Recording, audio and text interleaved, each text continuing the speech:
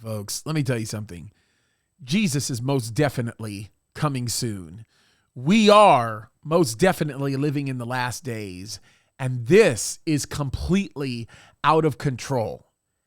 Now, let's just set aside the fact that there are a bunch of Republicans, both in the Senate and in the Congress, who have stabbed us in the back and have allowed this so-called infrastructure bill to be passed. By the way, if it weren't for those ugly decisions that those Republicans made, there would be no infrastructure bill that was passed, or so-called infrastructure bill. And we knew what would come out of it. There are 31 things specifically listed that are designed to destroy this country, literally designed to destroy this country, that is in this bill. But let's focus on our friend Pete Buttigieg, which, by the way, Pete Buttigieg is a homosexual man who is married to his spouse, and with taxpayer money has taken the last few months off, paid, by the way, to be able to be with his newborn baby, I assume, that they have adopted.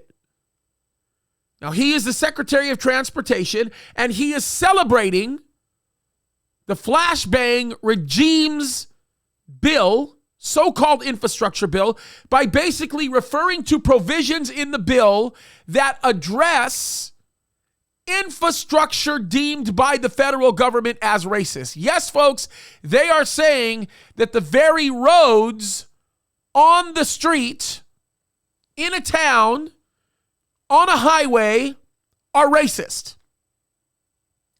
He said that fixing racist infrastructure was a priority for the flashbang regime, as $1 billion was passed as a part of Reconnecting Communities initiative in the bipartisan infrastructure bill. By the way, when you hear the term bipartisan, it basically means that both sides, both the Democrats and the Republicans, were bribed and were bought off by special interests. But what's incredible, listen to the quote of this man. He says, "I'm still surprised that some people were surprised when I pointed to the fact that if a highway was built for the purpose of deciding a white and black neighborhood." He goes on to say, sometimes it was federal dollars that divided a community, often along racial lines. He says he's going to get to work right away to make it no longer racist. Right.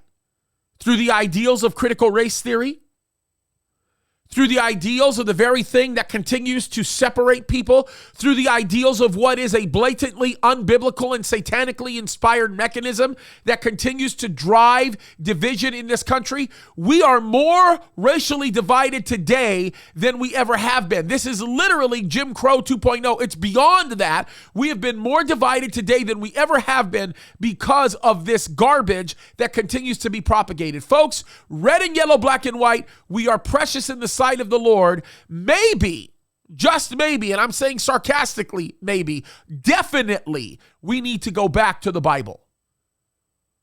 Again, when a man lives a sinful life, like the kind of life that Buttigieg is living, he has no sobriety, because sin is the number one thing that takes away from the sobriety of any person.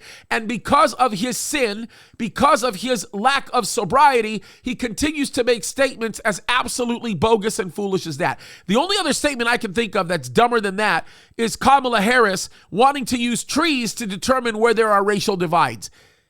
It's insane, you guys. We cannot put up with it. These people are destroying our country, and most importantly, they are denying the God of their fathers.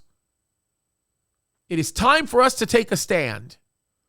Not only do we vote, that's the bare minimum, but we need to utilize every legal remedy that we can to fight this wickedness. Why? Because God's called us to do it, folks. It's time to stand against it. These people are wicked, and we can no longer allow these things to continue on.